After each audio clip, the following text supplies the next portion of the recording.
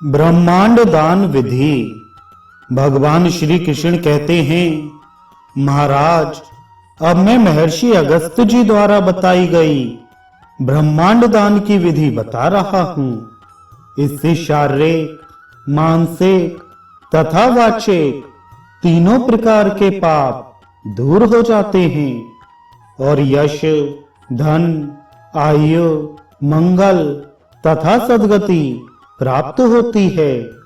अपनी शक्ति के अनुसार 20 पल से लेकर 1000 पल तक की ब्रह्मांड की स्वर्ण प्रतिमा बनाए।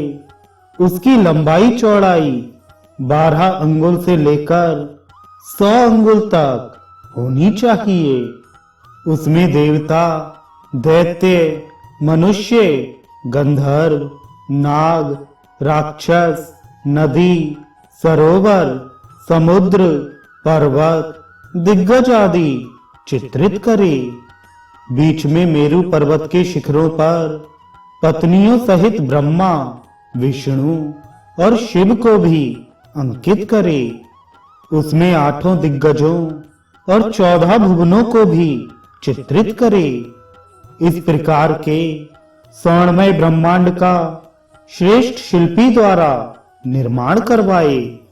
अयन संक्रांति, विषुव योग, ग्रहण आदि के समयों में तथा अन्य पर्वों में पुष्प से एक मंडप बनाकर उसमें 32 शेर प्रमाण वाले तिलों के ऊपर ब्रह्मांड को स्थापित करना चाहिए।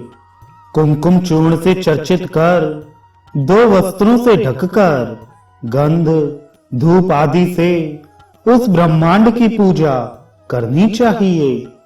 उसके चारों ओर पूर्ण कलश की स्थापना कर 18 प्रकार के धान्य एक एक द्रोण के परिमाण में रखे। खड़ाऊं, जूता, छाता, पात्र, आसन, दर्पण, भोजन आदि सभी सामग्रियों को भी वहां रखे।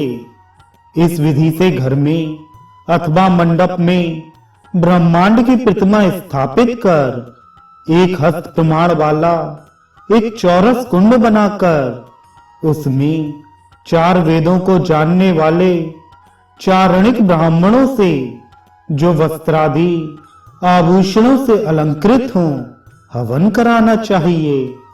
उपाध्याय और राजा के पुरोहित भी हवन करें। गृह यज्ञ विधि से हवन करना चाहिए।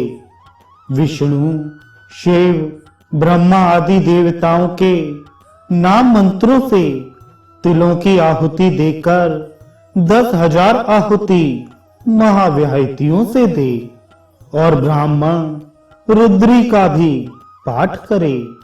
उसके बाद यजमान स्नान कर श्वेत वस्त्र धारण कर सभी उपचारों से ब्रह्मांड का पूजन कर पुष्पांजलि लेकर इस प्रकार प्रार्थना करे।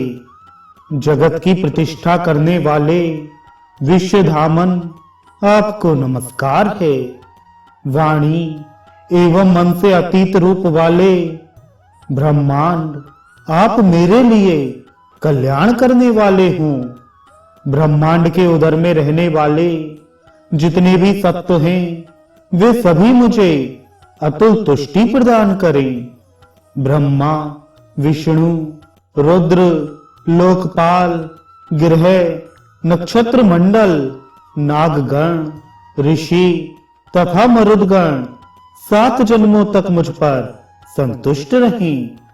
इस प्रकार पुष्पांजलि देकर दक्षिणा सहित ब्रह्मांड प्रतिमा ब्राह्मण को दान में देनी चाहिए।